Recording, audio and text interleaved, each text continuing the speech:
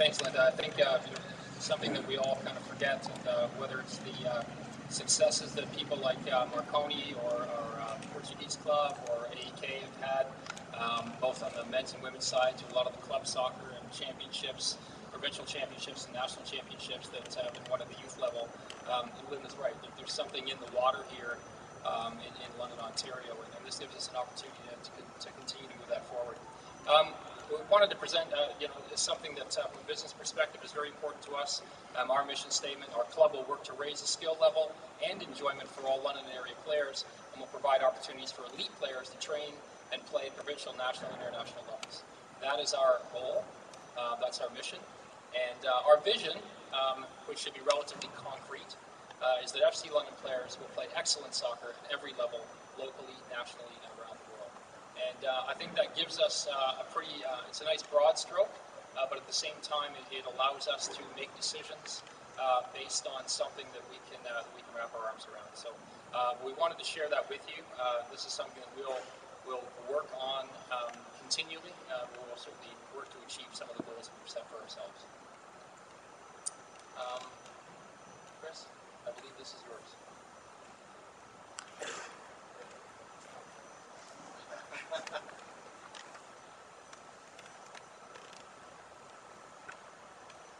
So I think there's a lot of people who would really like to know what is FC all about with their programs. You're hearing all this other stuff. I apologize to the administrators. I'm a technical guy.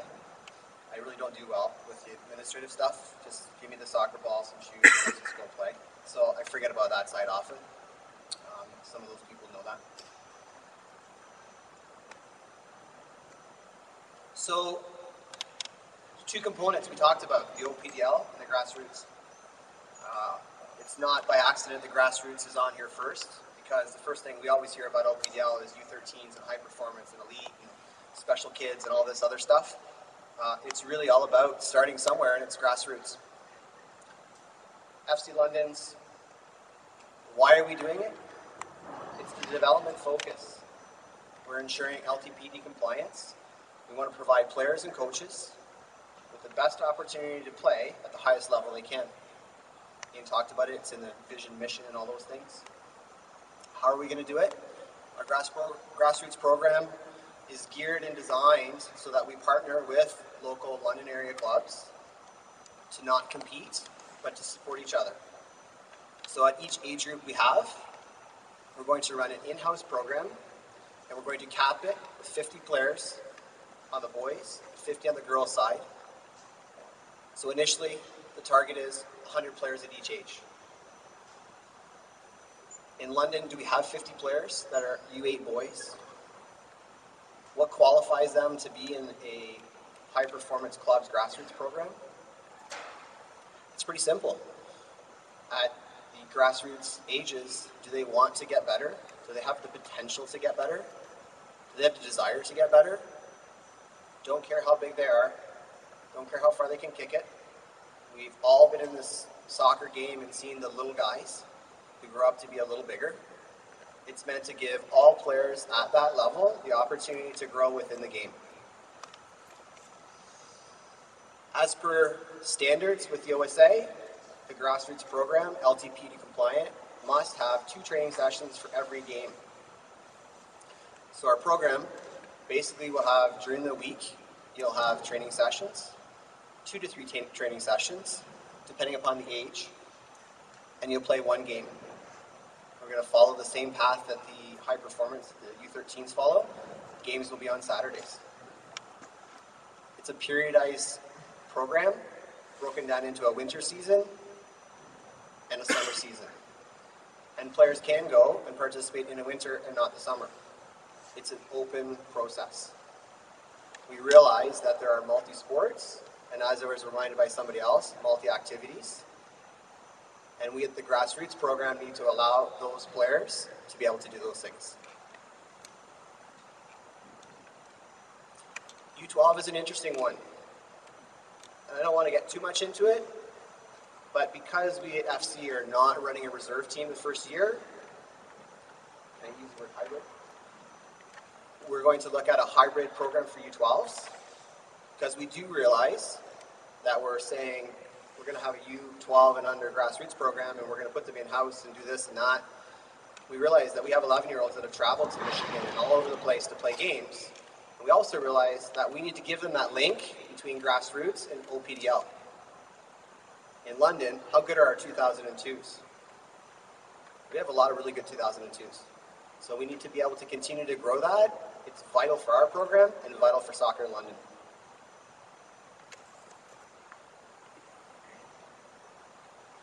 In the end, we really want to provide our young players the environment to develop as a player. We're not trying to develop stats, wins and losses. We're trying to truly develop the player. Because we know the best player at 9 years old is not always the best player at 17. We want to provide them a non-threatening environment where they can make mistakes. The coaching philosophy has to be in line with that. And we want to foster the passion and love for the game that we have and pass it on to them. OPDL. It's high performance. It's year-round. Don't want that to scare people, but it is a 12-month commitment. The biggest question I know that will be faced is what happens for the 2001s. Ian mentioned this before. We don't have all the answers. It's a tough group. We'll have to kind of fight through it. But we do know that we'll provide a consistent environment. The training ratio for OPDL is 3-to-1. And if you know and understand the OPDL requirements, 3 training sessions, you must have a ball required. You can't get away with saying, I'm going to do strength and conditioning, and that's one of my sessions. That's above and beyond. So you potentially will have athletes that will participate on the field 3 times a week with strength and conditioning during a winter program. We do have boys and girls. The roster is currently set at 18. We don't have the operational guidelines. Could it be more? We're not sure. It's a very detailed periodization plan. Part of our application process was to give some of those details. It's using the best facilities. It's planning downtime. Realizing that high-performance athletes need time off in the summer. Families need to have time for themselves. We're, of course, going to follow that through. And one of the key things for OPDL is it's open to all. We will allow all players the opportunity to come into the program through different periods of time. And to be fair to those players, it's not one session or playing one game. The standard league base is they must be involved in 3 training sessions. So we're going to deliver a very professionally run opportunity for players and coaches to develop and compete and thrive within their game. In 2015, we add U14s, and so on and so on and so on.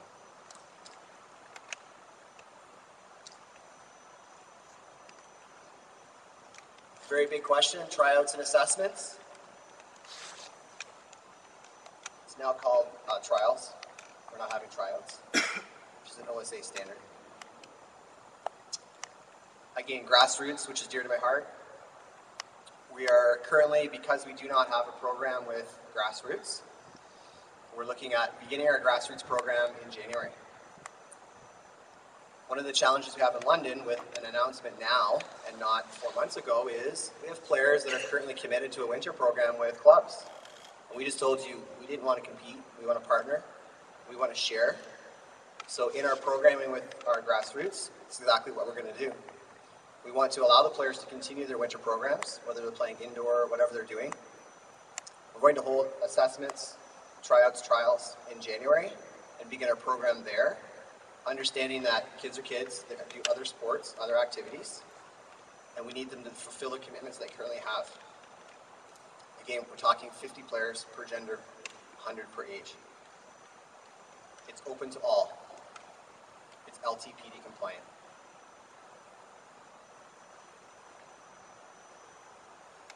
In our OPDL program, for 2001 and 2002s.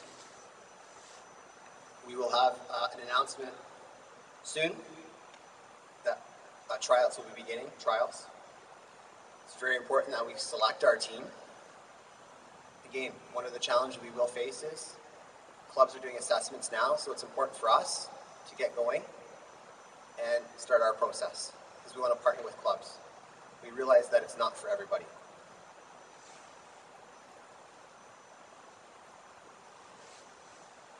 Tryouts will run a minimum of 3, and the program will continue to run through December and really start ramping up for the following year because the OPDL season starts in April.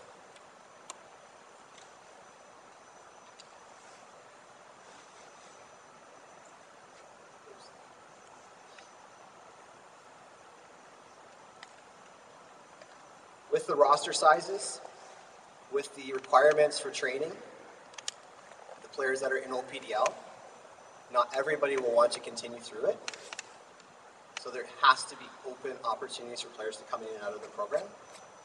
It's very vital that we partner with the clubs to ensure that we have the right players and we have the opportunity to bring players in and out of the program. In our assessments and trials, it's very critical that we have lots of opportunity for different eyes to see who the players are and to make sure that if we're going to offer this program, that the players are at that level.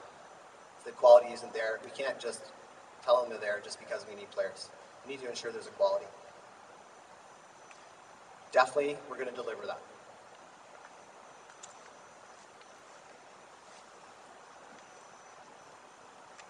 Ian talked briefly about club involvement. I mentioned earlier cooperation, not competition. For those that know me in my past role with Norwest, I was very adamant about the player first. That doesn't change for me as a person, and in talking with Ian, and Nicole, and FC, it's about the player. In looking at FC London's application, it was a very grueling process. FC's made a very big commitment to share curriculum, resources, and staff. Our technical plan that was part of the RFP process, the actual plan part of it, the highlights is about 40 pages long, I think.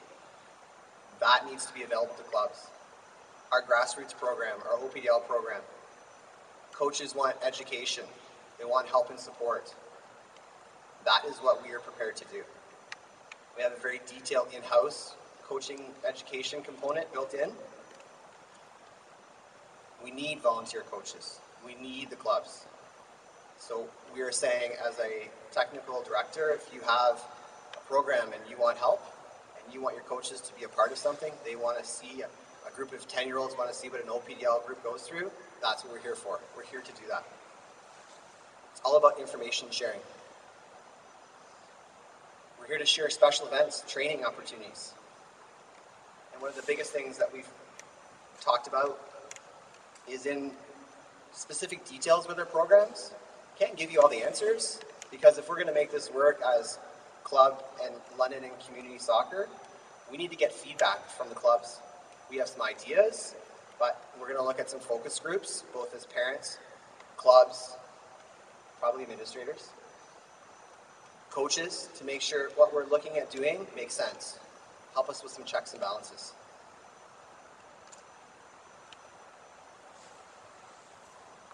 Okay, some of you probably grabbed a handout over here. We did that because I know I stood out there the other day and kind of went, there's no way anyone is going to see that on that screen. If you don't have it in front of you, maybe you can have a look at it from your neighbor. The one thing I did want to talk about, just at a high level, this is the org structure that we put together as a club, and it's kind of interesting. From a business perspective, what we have found over the course of the last, I'm going to say, 3 or 4 years, we adopted this within our club, within FC London about 3 years ago. The left-hand side of this diagram, to use Martin Painter's phrase, won't affect the score on the field. The right-hand side of this diagram will affect the score on the field. So if you extrapolate that out, what name is on the front of the shirt, or whether or not we sold merchandise at the merchandise tent, or whether or not we're on this field or that field, for the most part, won't affect the score. The stuff on the right does. And so we really adopted that same philosophy here with OPDL. And what we've done, actually, this was pretty lengthy. We had 2 people from OSA here, I guess about a month ago now. And Nicole and I and Chris and Rob Werstein from Father Kennedy were grilled in one of the rooms up here in and around how is it different than what you're doing now. I'm going to show you 2 different things that make it different. One is historically we've had over there in the top right the senior technical director, that's been Martin Painter. He will continue in that role coaching the PDL team. The other item there is game day operations, which is Melinda, who's I think around here somewhere. We've been running game day operations now for us for 5 years, and they're doing a fantastic job. The new part is that part right down the middle. That's the role that Chris will take on, which is the youth technical director, which involves 2 streams, one being OPDL and one being grassroots development. Grassroots development is pretty simple. It's coaches, fields, equipment. However, OPDL is more complicated. Head coaches, assistant coaches, a full-time goalkeeper coach, managers for all the teams. And then across the bottom are a whole bunch of things which would be shared resources across all the team members. And again, if you can't see it here and you don't have it in front of you, club and community liaison, training and fitness, camps and clinics, medical resources, recruitment and scholarship, a women's advisor, and a well-being officer. Those are all positions that were requirements, again, for OPDL. These are all things that they, in the OSA, and certainly I think Linda would concur, are key requirements when you're going to run an elite level club. And so these are all sort of positions in our org chart. One of the things in the bottom right-hand corner of the sheet that you have is we would love a number of you to come on board and help us fulfill every position on that chart. Some are paid positions, some are volunteer positions, some are volunteer with a stipend. We have an interesting one up there hanging off at the top, which is an advisory board, and I'm sure a number of you here will be asked to be part of that because, again, we want to make sure that we continually get that feedback from people doing things right. But again, we did want to share that with you. We have thought through what's it going to look like, who's going to do what, because we certainly understood on the FC London side, as our program continued to grow for the last 5 years, that roles and responsibilities and understanding who's doing what are key to the success of any club. Nicole, there's lots of opportunities to get involved. Some of the positions that Chris had talked about, we'll be posting positions on the website. But for now, certainly feel free to send anything you'd like to info@fclondon.ca. Pretty simple email address to remember. And we'll be starting a volunteer database and expanding the one that we currently have. And again, a lot of those coaching positions throughout the fall, certainly for assessments. And then as the winter program ramps up, it's going to be important for us to get the right people on the field with the right skill set to make it happen.